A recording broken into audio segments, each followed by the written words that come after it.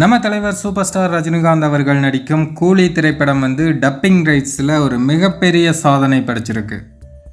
அதாவது தமிழ் சினிமாவிலேயே இதுவரையும் எந்த படமும் செய்யாத அளவுக்கு தெலுங்கில் 40 கோடி ரூபாய்க்கு கூலி படத்தோட டப்பிங் ரைட்ஸை கேட்டுட்ருக்காங்க. அதுக்கும் 5-6 ப்ரொடியூசர்ஸ் வரிசையில் நிற்கிறாங்களாம்.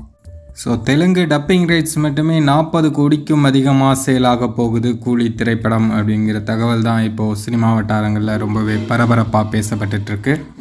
சமீப காலமாக எந்த ஒரு தமிழ் திரைப்படமும் இந்த அளவுக்கு டப்பிங் ரைட்ஸ் போகலை அப்படிங்கிறது குறிப்பிடத்தக்கது. கூலி திரைப்படம் ஆகஸ்ட் 14ஆம் தேதி திரைக்கு வருது அப்படிங்கிறத அஃபிஷியலாக அனௌன்ஸ் பண்ணியிருக்காங்க சன் பிக்சர்ஸ் நிறுவனம்.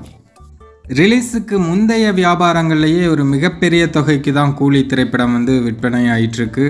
சேட்டலைட் ரைட்ஸ் 120 கோடிக்கு விற்பனை ஆகிருக்கு அப்படிங்கிற தகவல் சமீபத்தில் வெளியாச்சு.